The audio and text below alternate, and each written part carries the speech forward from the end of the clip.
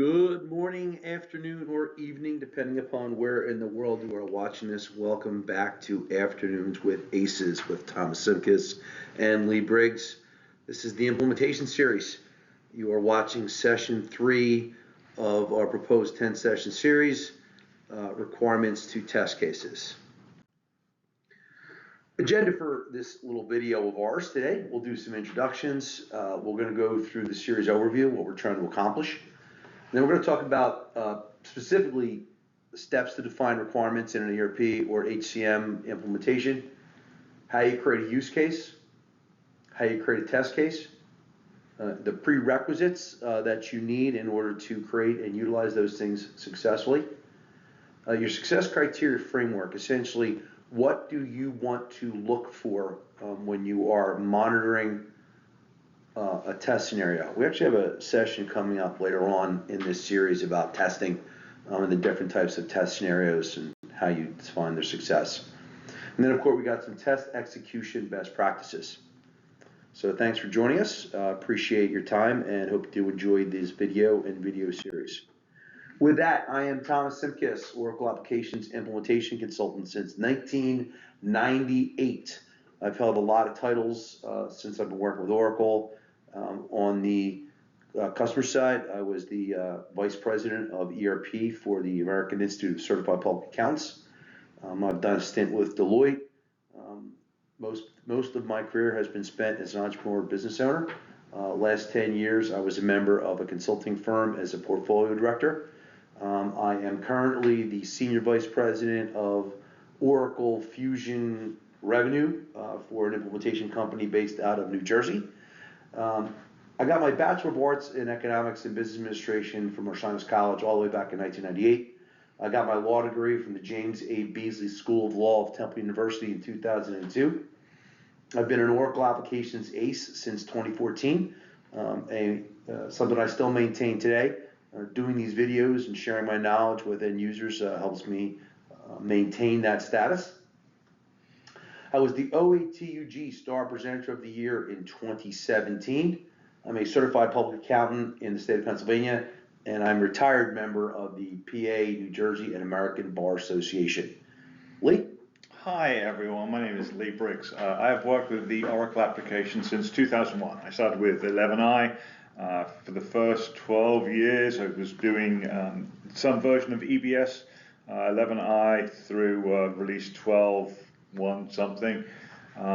In 2013, I started doing cloud. I was part of the first implementation. I was the financials lead for the first cloud and HCM implementation in America. I was the financials lead for the first financials, HCM, supply chain, and projects implementation in the world. So we've had some cool experience. So I've got about 50 or 60 implementations under my belt in cloud, whether that's designing, whether it's hands-on configuring in the system, whether it's training, whether it's going into rescue projects that maybe other implementers have done. But we've got some good experience there and certainly seen a lot of implementations. My degree's in accounting and finance. I got that from the University of Leicester in 1996, master's in 1997. I too am an Oracle Applications ACE Pro, got mine in 2013, lovingly referred to as I'm the first ACE, and Tom is also one. I was the inaugural OATUG Star Presenter of the Year in 2014. So let's talk a little bit about this series that we've got here. So this implementation series is working on the tips and tricks and best practices that Tom and I have learned over our combined 50 years of implementations, going all the way back to 10.7, all the way through to whatever we have as current. So we're currently on 25C. The last session we just did was on using reports to drive requirements and actually starting from the end to get your starting point, to find out all those reports, whether they're financial reports, whether they are management reports, whether they're statutory reports, something like that, what people actually need to go through.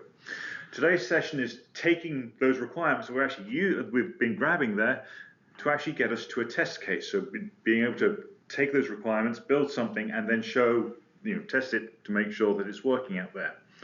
The next session we're going to have is going to be around conversions, so mapping conversions, validating our conversions. I'm not worried about the other sessions, but you have an idea of what's coming, what's going to be coming along. So Tom, we're talking about requirements. How do we get those requirements? How do we define them?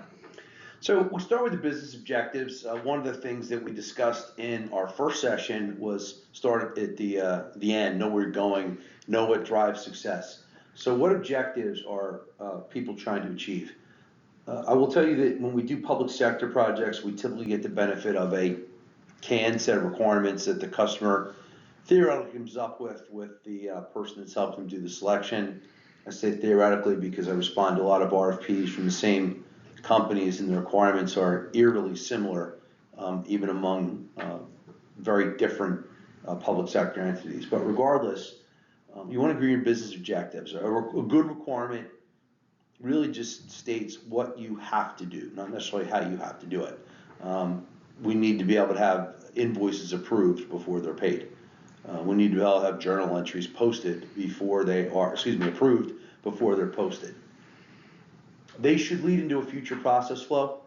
How should you transact through the system? A process flow is very important. For the most part, the process flows that we focus on are system-based, but the best ones will have an off-page connector or some kind of linkage to non-system process flows. I'll give you a classic example of that. If you have a process from sales that creates a project, you have a handoff from your sales team, if you're not using an integrated system, to your project setup team. There should be a process for that. It should be documented. The process for setting the project up is in Oracle, but the information that you need, the resources on it, the bill rates, the project duration may not be. You might have to get that from your sales team. So you really want to agree on what that is, agree on a format. I will tell you, I do like Excel for my requirements. It's easy to filter them, it's easy to number them, it's easy to sort them. You create your requirement spreadsheet, and then you want to prioritize them. Moscow is our proposed and recommended way of doing it. Moscow stands for must have, could have, optional, or won't have. So that's just typically the way you won't do it. No matter what you want, you're not going to get it. And then you get agreement. Agreement is super important. You as the systems integrator have to get agreement with the client. I would tell you before you do that, you have to get client agreement in and amongst themselves. You would be amazed at how hard that is to do. You'd be amazed at how often that step is skipped. And you would not be amazed at how often it comes back and bites the SI on the tuchus, because there's disagreement over what a requirement means, and we often get caught in the middle. So it really is important to get that agreement between you and the stakeholders. And it's interesting to see just through these sessions that may be the first recorded use of the word took us in one of the afternoon. We've been doing this a long time. All right, so once you create your requirement, we recommend you create the use case. This approach, by the way, that we take here is based upon the Oracle Unified Method. It's also based similarly on what's Oracle's current approach, which is the True Cloud Method. They call them user stories. The way that we do use cases in my approach, you have to have three main components to have an effective use case: an actor, an action, and a result, right? So invoices not matched to a PO must be approved, right? That's your requirement. That's a very straightforward requirement. It's very clear. But what's the invoice amount? Approved by whom? Is it a different scenario depending upon what's getting entered and what the amount is? And that's really your action, right? So the invoice specialist, the AP specialist, that's your actor. That's easy. They enter an invoice for any vendor type. It's not matched to PO, it's under $5,000. It must get approved by the department manager. That's your result, right? So you're very clear. If you've got a different flavor of that, so if it's over $5,000, it gets approved by the department manager and then another resource. Well, that's a different use case. Now, the nice thing is you can use a similar test case, which is the process of entering an invoice, to test multiple use cases. So your test case is you're going to enter an invoice that's not matched to a PO. At that point, you're just going to have two different test scenarios. One invoice not matched to a PO below 5,000, and then one not matched to a PO over 5,000. The idea behind doing these things is that you want to get the most bang for your buck, meaning you want to be able to get the most use cases that you can to support requirement, and then support that with as few test cases as possible, but they should be robust enough to test your scenario. And that's the important part of all of these use cases you have out there. As soon as you see amounts, you've got to go for, okay, but what about? So under $5,000, it goes to department manager. Okay, that theoretically suggests, okay, what about 5,000? Because we've said under, is it under or equals to? But what about greater than or equals to? Where does that go? As soon as you start seeing there is some limit somewhere, or if the paper invoice is on pink paper, it needs to go to the department manager. Great, what if it's not on pink paper? Where does it go? Everything that you specify has to have a unless or else. If you're thinking of Excel, if then else kind of thing. Yeah, actually, it's great you point that out, Lee. I use use cases. I've used Word, I use Excel. We actually currently track them through a tool called Jira and their testing solution. So, having them tracked in Excel and being able to filter again certainly helps when you're doing these things. Okay, so we have taken let's go back through this. We've got our requirement. The requirement we had was invoices not matched to a purchase order must be approved. Each requirement has to have at least one use case, if not multiple use cases. So we have the example we had previously. If it was an unmatched unmatched invoice, it was entered by the AP user and it's under 5,000, it needs to go to the department manager. We've now got test scenarios. Okay, I'm going to, just on that single use case, I'm going to put an invoice under 5,000, not matched to a PO. It's going to go to department manager 1. If I put it to a different cost center, it's going to go to department manager 2. All well and good with that. I should have a test scenario out there as well. If it's more than $5,000, it shouldn't do either of those things. At least three separate test scenarios for that one use case. I've got the requirement I had was it goes to the department manager, so I've got to define each of those department managers and make sure it goes to the relevant people as we go through there. I've also said, since I had a limit of $5,000, if it's not $5,000, it shouldn't do that. It should do presumably something else. They're my test cases as we go through there. And it's a very simple step as we go through this, whether I'm testing the system, whether I'm doing a process playback, I want to show all these test cases, whether I'm doing my user acceptance testing, we're looking to go live, I want to go through all these test cases to make sure I've met them. Even more importantly, with Cloud Fusion applications, I have quarterly patch releases, quarterly upgrades. I still want to test the system to make sure, even if I take up none of this cool new functionality we have out there, any of this AI stuff, all I'm doing is I'm taking the next quarterly patch. I still want to test this and still make sure that that invoice that's unmatched, that's for less than $5,000, is still going to go to the department manager out there. That is your taking from your business case, business requirement, to your use case, to your test scenario, to your test case. Okay. So we've got our test cases. What are the components we have out there? And I really think that this is really looking at three areas. I've got my test execution, right? So what do I physically need to do? I don't want to say go enter an invoice for less than $5,000. I want to go through step by step. This is what I'm expecting. Enter an invoice using this supplier. Put this date in. Code it to cost center 123. It should go to Bob. I know it's 123. It should go to Bob. Bob's the cost center manager out there. He is defined as a cost center manager. It shouldn't be going to Bob. Going to the cost center manager who happens to be Bob. But that is my step-by-step process. Essentially, you should be able to give that test case to anybody who has the necessary access. They should be able to follow those steps to the letter. You'll have prerequisite steps out there. So this is an unmatched PO, so I don't need a prerequisite of there needs to be a purchase order out there. But I need to make sure that the person doing this is an AP specialist. If they're not an AP specialist, they can't do that. That's a prereq. The user that's doing this is an AP specialist. I've got to make sure that the supplier that they're using, we're telling them to use, is correct. I've got to ensure that the cost centers that they're hitting have department managers. We know who they're going to be. All of that comes to my success criteria, what comes out, what constitutes success. The invoice was entered for less than $5,000. It wasn't matched to a purchase order. It went to the correct cost manager. And if I do it again with a different cost center, it will still go to the cost center manager as we go through there. So it is making sure that you've got the steps to execute the test, you've done all the prerequisite steps, and you can see what happens. And this starts building its all way out. This isn't just accounts payable. It's general ledger. It's bringing in some components of HR because I've got people out here. It's making sure that everything here is integrated. It is all working as expected. And at the end of the day, it's hitting the general ledger in the way that you're exactly expecting. Okay, so our test case processes. So we have gone through and we've done an analysis of the requirements, and that is the toughest thing of all of this. You've got to go through every requirement that is out there.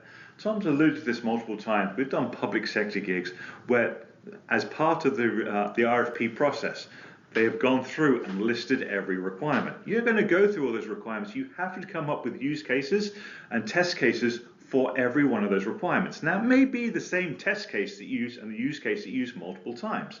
So, invoices have to go for approval. That is one requirement. We know we're going to get a bunch of use cases out of those. Is it matched? Is it unmatched? Have you received this? Have you not received this? Is it under a dollar amount? Is it a special IT one which needs to do something else? But you're going to come up with all those use cases based on that single requirement. Once you have an understanding of those use cases and you've mapped them back to the requirements, you need to design all the test cases that will be needed for that specific use case. So you're starting to see a tree coming out here of what could be 1,000 requirements could turn into 3,000 test cases out here. And that's absolutely fine. As long as you can, at the end of the day, for all of this, say, of those 1,000 requirements I've gone through every use case and I can track back every test case to a use case to requirements and shown you everything that you had that you said the system has to be able to do. I've gone through there. You're essentially going through for each step, for each test case. This is how to do it. This is step by step. Log in, click on the hamburger, go to payables, go to invoices, enter this information, or create invoice, go enter this information. Soup to nuts, how to get through here. You know which roles you have going through there. The AP specialist can do this. If accounts receivable specialist or billing specialist tries to do it, not going to work so well. We have all the way through there, making sure that the system is going through and you have systematic testing to ensure that everything has proceeded correctly. All right, thank you, Lee. So we have a test case example here, right? And there's a couple components to this on the right, which are, very important. Purchase order processing is a test case example. So it demonstrates creating a test case for a procurement module. It covers a complete purchase order creation from workflow, from requisition to approval. And so this here, what you see, it's very specific, and that's what you want. A test case is a good test case, is about specificity. You got a test case ID. It begins with TC, that's annoying, but procurement, it should have the area, and then obviously your number. It should tie to a module. It should tie to a business process. Talks about integration points, ins and outs. User role. This is probably one of the most overlooked but most important areas. Which role do you have to effectuate this? I will tell you, a mistake that I saw a lot in my career, and I'm guilty of it, by the way. Whenever I did all my testing, I always test as myself. So Tom Simkus was doing the configuration. Tom Simkus was doing the testing, and it always worked because I had God privilege. What I really needed to do was test as a user, specific user. And I have told my consultants to start doing that, and some of them have done it better than others. Now, there's challenges with that. If you've got single sign-on, people don't necessarily want to have you test as their user. So there's things you have to consider and work around those things. But what you're looking for is counting of execution steps, how much data you're using. Could be one PO for 50K or 10 POs for 50K. That is important as well. And you'll see this when we get to our Nail the Accounting session in 2 sessions from now, I think. Know what the data is that you're putting in so that you know what you expect to hit your ledgers or your other modules downstream. If you're putting in $50,000 in matched purchase orders, and you're accruing on receipt, and you only have $50,000, you have $50,000 come in, that's great. But if you've got 40 or you got 60 for some reason, you need to understand why that is.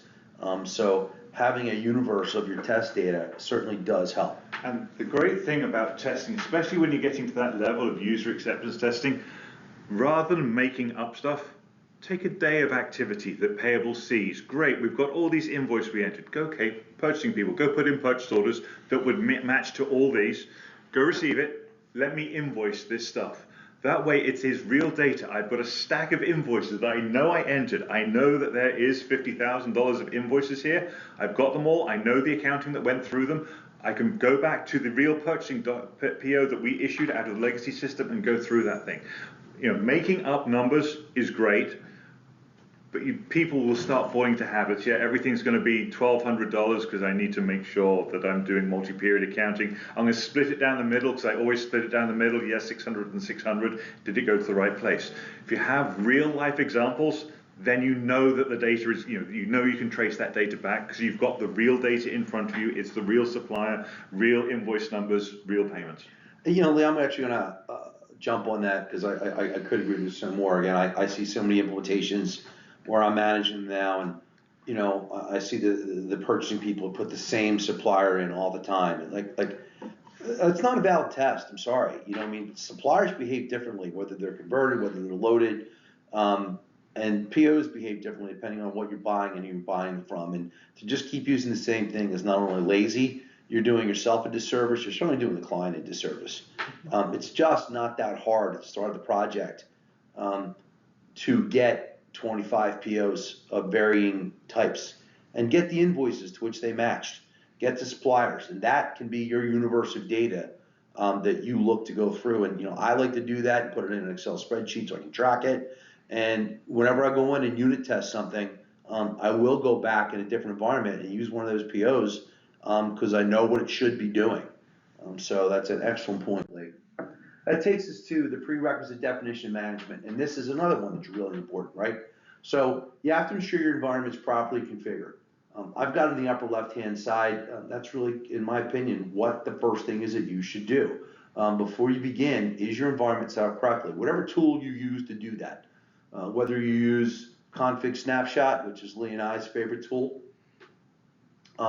whether you use the Oracle migration and tracking technology, make sure you crossfoot back to what your MC40 or your setup document says. Again, these are things that I see other consultants do. These are things that unfortunately I see people on my team do. So I'm sharing the good and bad and the ugly. That is the point of this exercise. But I see differences from dev to test all the time, and that's reasonable. There's a lot of reasons why your setup in dev could be different than your test or your SIT or whatever environment you're using. But if I hear I don't know why it's different from one more consultant, I'll scream. You have to know.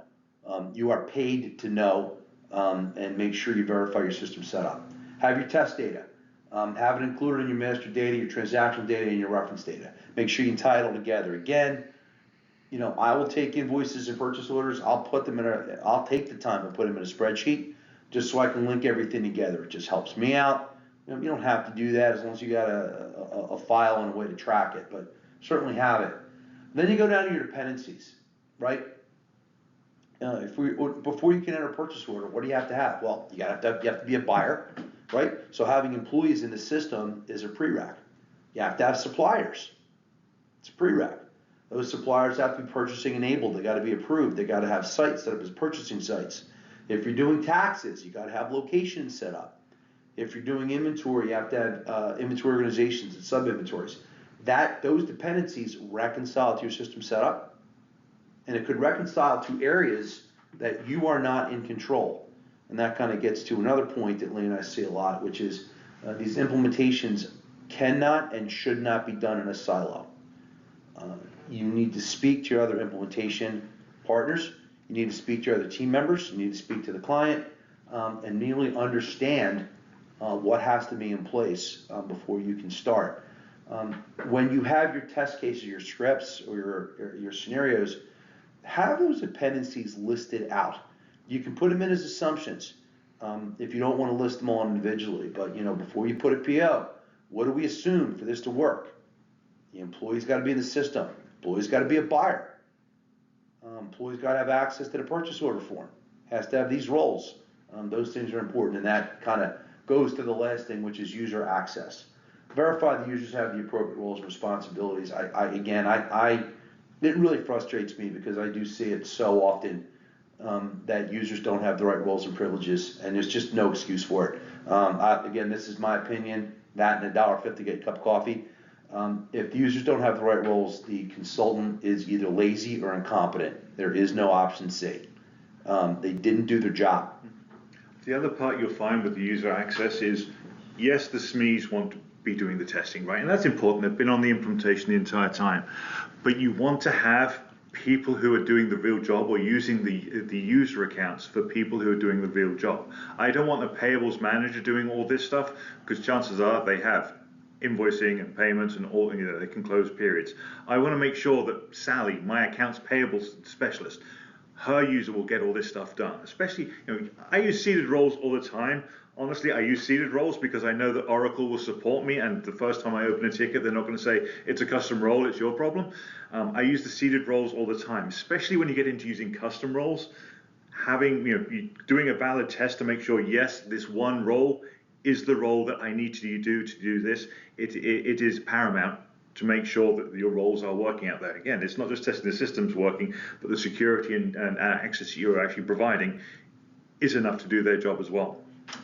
Thank you, Lee. Okay. Success criteria framework. Thank you.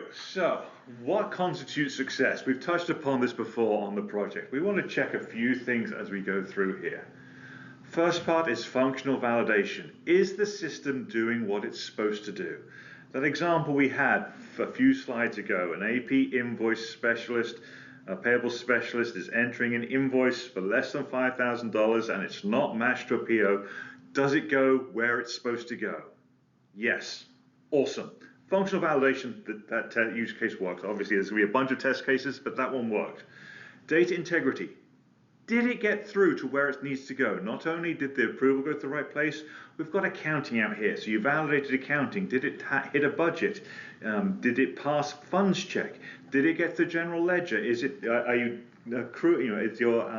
accrual entry correct for this? If you're doing cash-based accounting, it's an invoice. I shouldn't have accounting until I pay for it. But is your accounting getting hit just for that one transaction? Is my income statement or balance sheet being impacted correctly? Yes, it is. Great. How long did it take me to do this? I can have the greatest system in the world that's doing all my accounting, and if it takes me 4 hours to enter an AP invoice, we're not going to get either usage of the system, because people can get frustrated and go back to the old ways of doing it. It's going to take too long. People are going to get frustrated. You're not going to be able to meet your requirements on a daily basis. So all that kind of stuff needs to get through. It needs to be verified and tested to ensure that your testing is successful as we go through there. You've got your requirements, your business case, your use cases, your test cases, and you succeeded to make sure everything is going through there. You also want to make sure, obviously, you're testing everything, right? So you've got 100 tests. Yes, I've tested everything. My integration has tested. I know what my passes are, what my failures are. I know sometimes I may have it kind of worked. Yes, it went to a cost center manager. It's the wrong cost center manager, but it went to the right place. System worked, but I still have to have an issue that I have to resolve as we go through that. Thank you, Lee. All right, test execution best practices. These are just some things we've picked up over the years. Requires clear documentation, whether it's a test case or a test scenario. I like to have at least one copy of a nice detailed step-by-step navigation to give to my customers. You have to have a consistent methodology and a thorough validation procedure. There's 3 types of testing. We will talk more about those when we get to test, but make sure you do all types of testing. Make sure it meets your business requirements, and that you're testing enough scenarios. Again, I will tell you something I see quite frequently. It's just not enough variety of testing. Folks get enamored with testing, 1 or 2 amounts or the same amount, and they don't get enough stratification and diversity.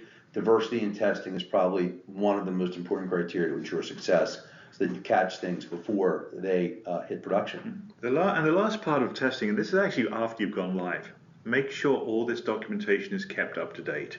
One of the things we've seen in the last 18 months from our HCM brethren is the move to Redwood. We know it's happening. People are going to Redwood, and we had to do a bunch of changes and setup to use Redwood in HCM. Well, 25B came along, 25C came along. We start seeing it creeping into purchasing. It's been in requisitions forever, but it's actually going more into purchasing now. Well, if Redwood's going in there and you're changing your screens, these test scripts are going to change. You're not navigating to the same part. The swarm's going to look different. Maybe the order of stuff is look different. You have to make sure that this documentation is up to date, so that when you come to testing, when it comes to your quarterly patching before you put all this stuff in, yes, the system still works correctly. Even if my testers are completely new, they can still follow those same scripts out there. So once you've documented it, keep it up to date. Thanks, Lee. All right, so what do we talk about in this session? Requirements to test case. Define the requirements. If you've got them already, so if you have them defined, whether you bought them or the customer bought them, whatever it happens to be, get agreement with not only your client, but also between and among the client. Make sure that everyone agrees what the requirement is and what it's trying to achieve. Create the use case. The use case supports the requirement. It fleshes it out. Requirements are generally speaking binary. Does the system do it? Yes or no. The use case kind of fleshes it out. This is how it should work and what should happen. The test case is utilized to demonstrate that the use case can be met from the system, be it standard functionality, Kenley, whatever it happens to be. Know your prerequisites. Know what has to occur in order for the test to be successful, whether it's data, whether it's access, whether it is process. Nail down your success criteria framework. What means success? Is it 100%, 75%? The numbers that you execute and the volume is important. Having agreement, it really does go into a successful exit criteria. And then finally, follow the best practices. Have a good set of data, have a procedure, have counts, know when you're going to be doing it, come up with a test schedule, and support your users. That's requirements of test case. We're going to be moving into test the next time we meet. We are indeed. But if you would like to know more in the meantime, we'll put up our contact information. Tom Simkis is on X at Thomas Simkis. I'm on X at BT Lee Briggs. Got our LinkedIn profiles there. They are, I promise you, they are actually used by us. Hit us up on there. We will certainly answer any questions at you. Hopefully you've seen this video on YouTube. It is Afternoon with Aces. Subscribe. Hit that like, hit that subscribe for more details. Make sure we get some money coming in. As Tom said, our next session in a couple of weeks is around conversion mapping and validation. So we'll be talking through that. But in the meantime, it's good night from me. Good night from me. Have a great afternoon, morning, or evening. Thanks, everybody.